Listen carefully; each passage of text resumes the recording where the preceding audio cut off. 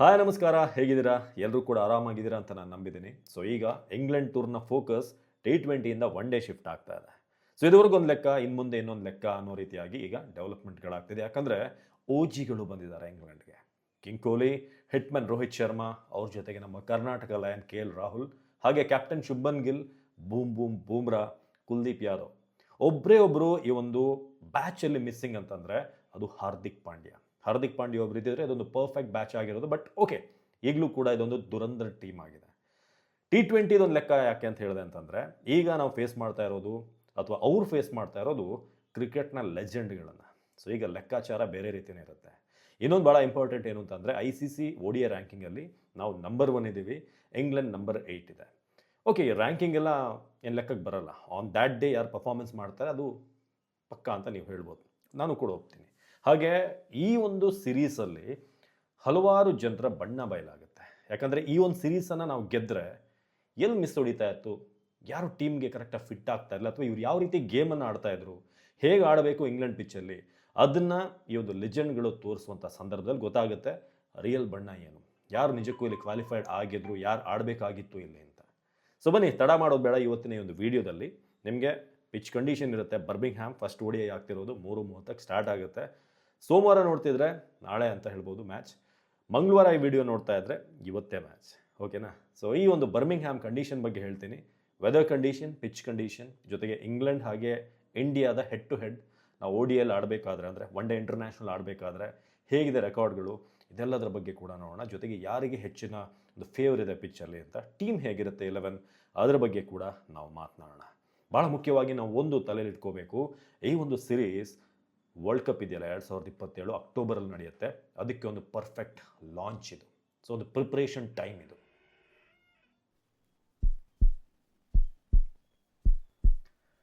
So ಬನ್ನಿ, ತಡ ಮಾಡೋದು ಬೇಡ. ಫಸ್ಟಿಗೆ ವೆದರ್ ಕಂಡೀಷನ್ ನೋಡೋಣ. ಬರ್ಮಿಂಗ್ಹ್ಯಾಮ್ ಸದ್ಯಕ್ಕೆ ವೆದರ್ ಕಂಡೀಷನ್ ಹೇಗಿದೆ ಅಂತ ಅಂದರೆ 5-10% ಮಳೆಯ ಸಾಧ್ಯತೆ ಅಂತ ಇದೆ. ಅದನ್ನು ಬಿಟ್ಟರೆ ಬೆಳಗ್ಗೆ ಸ್ವಲ್ಪ ಹೀಟೆಡ್ ಇರುತ್ತೆ, ಅಂದರೆ ಒಂದು 11 ಗಂಟೆ ಮೇಲೆ ಮಧ್ಯಾಹ್ನದವರೆಗೆ. ಸಂಜೆ ಸ್ವಲ್ಪ ಕೂಲ್ ವಾತಾವರಣ ಇರುತ್ತೆ. ಒಂದು 7-9 ಮೈಲ್ ಪರ್ ಹಾರ್ ವಿಂಡ್ ಇರುತ್ತೆ. ಹೆಚ್ಚಿನ ಗಾಳಿಯ ಮೂಮೆಂಟ್ ಹೆಚ್ಚಾಗೇನು ಇರೋದಿಲ್ಲ. ಸೊ ಆ ಕಾರಣಕ್ಕೆ ಪ್ಲೇಗೆ ಒಳ್ಳೆ ಕಂಡೀಷನ್. ಮಳೆಯ ಸಾಧ್ಯತೆ ಏನಾದರೂ ಸಣ್ಣ ಪುಟ್ಟ ಡ್ರಿಸಲ್ಗಳಾಗ್ಬೋದು. ಐರ್ಲೆಂಡ್, ಇಂಗ್ಲೆಂಡ್ ಭಾಗದಲ್ಲಿ ಆಗಾಗ ಮಳೆ ಬಂದು ಹೋಗ್ತಾ ಇರುತ್ತೆ. ಸೊ ಆ ಥರದ್ದು ಬರುತ್ತೆ, ಅಷ್ಟೇ ಬೇಗ ಮಳೆನೂ ನಿಲ್ಲುತ್ತೆ. ಸೊ ಒಂದು ವಿಶ್ವಾಸ ಇದೆ. But 5-10% very negligible percentage of ಸಾಧ್ಯತೆ ಮಳೆದು. ಇದು ವೆದರ್ ಕಂಡೀಷನ್ ಆಯಿತು. ಪಿಚ್ ಕಂಡೀಷನ್ ಬಗ್ಗೆ ಮಾತಾಡೋದಾದರೆ, like typical England conditions, initial 8-10 over ಇದೆಯಲ್ಲ, ಅಲ್ಲಿ ಬೌಲರ್ಗಳಿಗೆ ಒಳ್ಳೆ ಮೂಮೆಂಟ್ ಸಿಗುತ್ತೆ, ಎಕ್ಸ್ಟ್ರಾ ಬೌನ್ಸ್ ಸಿಗುತ್ತೆ. ಸೊ ಯಾರು ಹಿಟ್ಟಿಂಗ್ ದ ಡೆಕ್, ಆರ್ಚರ್ ಅಂತ ಬೌಲರ್ಗಳಿಗೆ ಒಳ್ಳೆ ಪಿಚ್ ಇದು. ಸೊ ಹಾಗೆ ನಮ್ಮಲ್ಲಿ ಜಸ್ಪ್ರೀತ್ ಬೂಮ್ರಾಗೆ ಒಳ್ಳೆ ಪಿಚ್ ಆಗುತ್ತೆ. ಸೊ ಈ ಕಾರಣಕ್ಕೇ ನಾವು ಇನಿಷಿಯಲಿ 8-10 ಓವರ್, ಹೇಗೆ ನಾವು T20ಲಿ ಫಸ್ಟ್ ಒಂದು 6 ಓವರ್ ಹೇಳ್ತಾ ಇದ್ವಲ್ಲ, ಅದೇ ರೀತಿಯಾಗಿ ಎಲ್ಲೂ ಕೂಡ ಕಾಷಿಯಸ್ ಆಗಿರಬೇಕು, ಸ್ವಲ್ಪ ನೋಡ್ಕೊಂಡು ಆಡಬೇಕು. ಒನ್ಸ್ ಈ ಪವರ್ ಪ್ಲೇ ದಾಟಿದ ಮೇಲೆ ಈಸಿಯಾಗಿ ಪಿಚ್ ಸ್ವಲ್ಪ ಸೆಟಲ್ ಡೌನ್ ಆಗುತ್ತೆ, ರನ್ಗಳು ಆಟೋಮೆಟಿಕ್ ಹರಿಯೋಕ್ಕೆ ಶುರುವಾಗುತ್ತೆ. ಸೊ ವಿರಾಟ್ ಕೊಹ್ಲಿ ಅಂತ ಪ್ಲೇಯರ್ಸ್, ಮಂಡವನ್ಗೆ ಏನು ಬರ್ತಾರೆ, ಶುಭ್ಮನ್ ಗಿಲ್ ಅಂತ ಪ್ಲೇಯರ್ಸ್, ಅವರಿಗೆಲ್ಲ ಕೂಡ ಹೇಳಿ ಮಾಡಿಸಿದಂಥ ಪಿಚ್ ಇದು. ಹಿಟ್ಮೆನ್ ಫಸ್ಟ್ 10 ಓವರ್ಸಲ್ಲಿ ಸ್ವಲ್ಪ ಪೇಷನ್ಸಿಂದ ಆಡಿದ್ರೆ, ಯಾಕಂತಂದರೆ ಇಬ್ಬರು ಕೂಡ ಪೇಷನ್ಸಿಲ್ಲ ಆಡೋಕ್ಕಾಗಲ್ಲ. ಗಿಲ್, ರೋಹಿತ್ ಇಬ್ಬರು ಕೂಡ ಬಂದಾಗ ಹಿಟ್ಮೆನ್ ಹಿಟ್ಟಿಗೆ ಹೋಗ್ತಾರೆ. ಬಟ್ ಏನಾದ್ರು ಸ್ವಲ್ಪ ಕಚ್ಕೊಂಡ್ರೆ ರನ್ ಈಸಿಯಾಗಿ ಬರುತ್ತೆ. ಸೊ ಹಾಗಾಗಿ ಬ್ಯಾಟಿಂಗ್ ಫಸ್ಟ್ ಮಾಡುವಂಥವ್ರು ಅಥವಾ ಇನಿಷಿಯಲ್ ಆ ಒಂದು ಪವರ್ ಪ್ಲೇ ಆಡುವಂಥ ಟೀಮ್ಸ್ ಸ್ವಲ್ಪ ನೋಡ್ಕೊಂಡು ಆಡಬೇಕಾಗುತ್ತೆ. ಸೊ ಇದು ಪಿಚ್ ಕಂಡೀಷನ್. ಹಾಗೆ ಔಟ್ಫೀಲ್ಡ್ ಫಾಸ್ಟ್ ಇದೆ. ಸೊ ನೀಟಾಗಿ ನಿಮಗೆ ಟೈಮ್ ಮಾಡಿದ್ರೆ ಶಾಟ್ಗಳು ಬೌಂಡ್ರಿ ಹೋಗ್ತಾ ಇರುತ್ತೆ. ಅದಕ್ಕೆ ಹೇಳಿದ್ದು ವಿರಾಟ್ ಕೊಹ್ಲಿ, ಗಿಲ್ಗೆಲ್ಲ ಹೇಳಿ ಮಾಡಿಸಿದಂಥ ಪಿಚ್ ಇದು. KL ರಾಹುಲ್ಗೂ ಕೂಡ, ಶ್ರೇಯಸ್ ಅಯ್ಯರ್ ಕೂಡ ಮಿಡ್ ಓವರ್ಸಲ್ಲಿ ಬರೋದ್ರಿಂದ ಅವರಿಗೆ ಆ್ಯಪ್ಟ್ ಕಂಡೀಷನ್ಸ್ ಇದು. ಸೊ ಇನ್ನು ಸ್ಕೋರ್ ಬಗ್ಗೆ ನಾವು ಮಾತನಾಡೋಣ. ಎಷ್ಟು ಸ್ಕೋರ್ ಬೇಕಿಲ್ಲಿ ವಿನ್ ಆಗೋಕೆ ಅಂತ. Anything above 300 will be very good score, competitive score. So 300+ ನೀವು ಟಾರ್ಗೆಟ್ ಮಾಡಿದ್ರೆ ನೀವು ಮ್ಯಾಚ್ 90-80% ನಿಮ್ಮ ಕೈಗೆ ಬಂದ ಹಾಗೆ. ಬಟ್ ಇಲ್ಲಿ ಚೆನ್ನಾಗಿ ಬ್ಯಾಟ್ ಮಾಡಿದ್ರೆ, ಚೆನ್ನಾಗಿ ಪವರ್ ಪ್ಲೇ ನಿಮಗೆ ಬಂದು ವಿಕೆಟ್ಗಳಿದ್ರೆ 350ವರೆಗೂ ಕೂಡ ಸ್ಕೋರ್ ಹೋಗುತ್ತೆ ಈ ಒಂದು ಕಂಡೀಷನ್ಸಲ್ಲಿ. ಸೊ ಅದನ್ನು ನೋಡ್ಕೋಬೇಕಾಗುತ್ತೆ. ನಮ್ಮಲ್ಲ ಕೆಪಬಿಲಿಟಿ ಇದೆ, ನಮ್ಮ ಡೆಪ್ತ್ ಇದೆ ಬ್ಯಾಟಿಂಗ್. ಹೇಳಿದೆ ಹಾರ್ದಿಕ್ ಪಾಂಡ್ಯ ಒಬ್ಬರು ಮಿಸ್ಸಿಂಗ್ ಇದ್ದಾರೆ ಒಂದು ಸೈಡಲ್ಲಿ ಅಂತ. ಬಟ್ ದುಬೆ, ಅಕ್ಷರ್ ಪಟೇಲ್ ಅಂತವರು ಕಾಂಪ್ಲಿಮೆಂಟ್ ಮಾಡಬೇಕು. T20ಲಿ ಏನಾಯಿತು ಅದನ್ನು ಬಿಡಿ, ಆಯಿತು, ಅದನ್ನೇನು ಸರಿ ಮಾಡೋಕ್ಕಾಗಲ್ಲ. ಮುಖಭಂಗ ಆಗಿದೆ 2 ಇದರಲ್ಲಿ. ಒನ್ ಡೇ ಕಡೆ ಫೋಕಸ್ ಮಾಡಿ ಆಡಬೇಕಾಗತ್ತೆ. ಸೊ ಇದು ಸದ್ಯದ ಕಂಡೀಷನಲ್ಲಿ. ಏನು ಹಿಂದೆ ಆಗಿರುವಂಥ 5 ಮ್ಯಾಚ್ಗಳನ್ನು ನಾವು ನೋಡೋಣ. ಅದರಲ್ಲಿ ಫಸ್ಟಿಗೆ ಒಂದು 5 ಮ್ಯಾಚಲ್ಲಿ 2 ಮ್ಯಾಚ್ಗಳು ಫಸ್ಟ್ ಬ್ಯಾಟಿಂಗ್ ಮಾಡಿರೋ ವಿನ್ ಆಗಿವೆ. ಚೇಸ್ ಮಾಡಿರೋರು ಒಂದು 3 ಟೀಮ್ಗಳು ವಿನ್ ಆಗಿದ್ದಾವೆ. ಸೊ ಈ ಥರದೊಂದು ಕಂಡೀಷನ್ ಇದೆ. ಬಹುತೇಕ ಇಲ್ಲಿ ಟಾಸ್ ಗೆಲ್ಲೋರು ಚೇಸಿಂಗ್ಗೆ ಹೋಗ್ತಾರೆ. Chasing will be easy. But first batting ಮಾಡಿದ್ರು ಓಕೆ, ಒಂದು ದೊಡ್ಡ ಸ್ಕೋರ್ ನೀವು ಪೋಸ್ಟ್ ಮಾಡಿದ್ರೆ you can win this match. ಚೇಸಿಂಗೇ ಮಾಡಬೇಕು ಅಂತೇನಿಲ್ಲ, 50-50 ಇದೆ, 40-50 ಇದೆ ಅಂತ ಹೇಳ್ಬೋದು, 40-60 ಇದೆ ಸಾರಿ. ಸೊ ಈ ಥರದೊಂದು ಕಂಡೀಷನ್ ಇದೆ. ಇನ್ನು ನಾವು ಇದುವರೆಗೆ ಆಡಿರುವಂಥ ಮ್ಯಾಚ್ಗಳನ್ನು ನೋಡಿದ್ರೆ, ಇಂಗ್ಲೆಂಡ್ ವಿರುದ್ಧ ODI ಹೆಡ್ ಟು ಹೆಡ್ ನಾವು ನೋಡಿದ್ರೆ ಸುಮಾರು 110 ಮ್ಯಾಚ್ಗಳನ್ನು ನಾವು ಆಡಿದ್ದೀವಿ ಇಂಗ್ಲೆಂಡ್ ವಿರುದ್ಧ. ಅದರಲ್ಲಿ 61 ನಾವು ಗೆದ್ದಿದ್ದೀವಿ, 44 ಅವ್ರು ಗೆದ್ದಿದ್ದಾರೆ, 2 ಟೈ ಆಗಿದೆ, 3 ನೋ ರಿಸಲ್ಟ್ ಇದೆ. ಸೊ ಹಾಗಾಗಿ ನಾವೇ ಡಾಮಿನೇಟ್ ಮಾಡಿದ್ದೀವಿ. ಕಳೆದ 8 ODI ನಾವು ಫೇಸ್ ಟು ಫೇಸ್ ಏನಾಗಿದ್ದೀವಿ ನಾವು ಇಂಗ್ಲೆಂಡ್, ಅದರಲ್ಲಿ 7 ಗೆದ್ದಿದ್ದೀವಿ. ಸೊ ಈ ಥರ ನೋಡಿದ್ರು ಕೂಡ we are the best.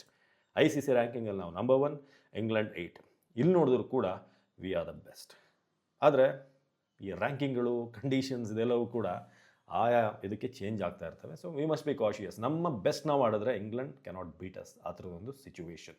So ನಿಮಗೆ ಮುಂದಿನ ಇನ್ಫಾರ್ಮೇಷನ್ ಕೊಡೋದೇನು ಅಂತಂದರೆ 11 ಹೇಗಿರುತ್ತೆ ಅಂತ. ಸೊ ಫಸ್ಟಿಗೆ ಇಂಗ್ಲೆಂಡ್ ವಿಚಾರಕ್ಕೆ ಬರೋಣ. ಬಹುತೇಕ 80% ಏನು T20 ಆಡೋದ್ರಲ್ಲ ಅದೇ ಪ್ಲೇಯರ್ಸ್ ಇದ್ದಾರೆ ಅವ್ರದ್ರಲ್ಲಿ. ಸ್ವಲ್ಪ ಚೇಂಜಸ್ ಏನು ಅಂತಂದರೆ, ಓಪನಿಂಗಲ್ಲಿ ಬೆನ್ ಡಕೆಟ್ ಬರ್ತಾರೆ, ಎಂಟ್ರಿ ಆಗ್ತಾರೆ. ಅವ್ರ ಜೊತೆ ಇನ್ನು ಜೋ ರೂಟ್ ಕೂಡ ಆ್ಯಡ್ ಆಗ್ತಾರೆ. ಜೇಕಬ್ ಬೆಥೆಲ್ ಅವ್ರದ್ದು ಟಾಪ್ ಆರ್ಡಲ್ಲಿ ಬರ್ತಾರೆ ಇಲ್ಲಿ. ಸೊ ಈ ಥರದೊಂದು ಅಡಿಷನ್ ಅವರಿಗೆ, ಬೆನ್ ಡಕೆಟ್, ಜೋ ರೂಟ್. ನಮ್ಮಲ್ಲಿ ಹೇಗೆ KL ರಾಹುಲ್, ಹಾಗೆ ವಿರಾಟ್ ಕೊಹ್ಲಿ, ರೋಹಿತ್ ಶರ್ಮಾ ಎಂಟ್ರ್ ಆಗ್ತಾರೋ ಇಲ್ಲೂ ಕೂಡ. ಇನ್ನು ಗಸ್ ಆಟ್ಕಿನ್ಸನ್ ಒಬ್ಬ ಫಾಸ್ಟ್ ಬೌಲರ್ ಆಗಿ ಆ್ಯಡ್ ಆಗೋದಲ್ಲಿ.